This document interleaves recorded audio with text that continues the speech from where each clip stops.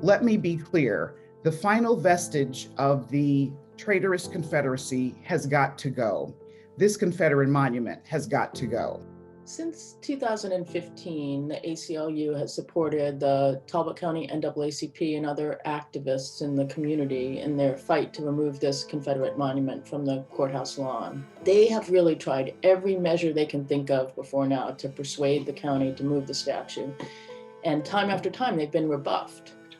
When the world witnessed the murder of George Floyd in 2020, and the consciousness of many whites and a few Black Americans became alive to the injustices and the unequal treatment on Black and brown people, they started to connect symbolisms to hate and oppression. And again, this monument came back to the spotlight once more.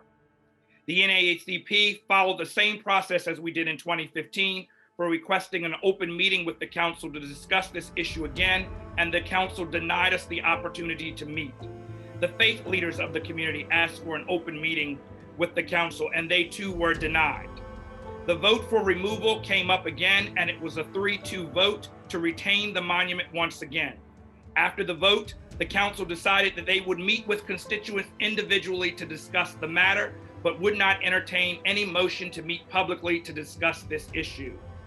So people often say that litigation is a last resort. Here, it's really true. The plaintiffs felt that the county had left them no other choice but to sue. The lawsuit includes numerous federal and state constitutional and civil rights claims, but they all really boil down to one basic principle: that a courthouse statue glorifying white supremacy, celebrating traitors, and promoting a legacy of racial subjugation is utterly inconsistent with our country's core promise of equal justice under law. I have worked my entire legal career in Talbot County. In order for me to do my job, I had to walk, and I still have to walk by that statue that symbolizes hate and suppression and white supremacy. It is a statue that is right by the main door for the courthouse. And so not only do I have to endure that pain every day, my clients who are walking into the courthouse hoping to be given a fair shot at justice are walking onto a courthouse lawn that still celebrates the Confederacy and all that that means. It is beyond time for this statue to be removed from the courthouse grounds. The Talbot Confederate statue stands on the same spot where a slave auction block once stood, not far from the local hanging tree where Black people were lynched. Like most Confederate monuments, such symbols were erected to put fear into formerly enslaved people. This monument was built 50 years after the Civil War. In 2020, 167 Confederate symbols were removed in the U.S. after Floyd's murder. This wave reached from the U.S. Capitol to municipalities like ours. We do not want this racist statue to slavery and white supremacy to represent our county.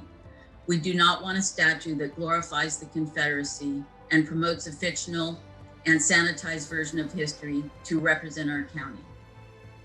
We want to examine the racial history of enslavement, subjugation, and racial terror in our county in order to heal these wounds. Removing the statue is the first step to that healing and to creating a community where all its citizens are valued equally.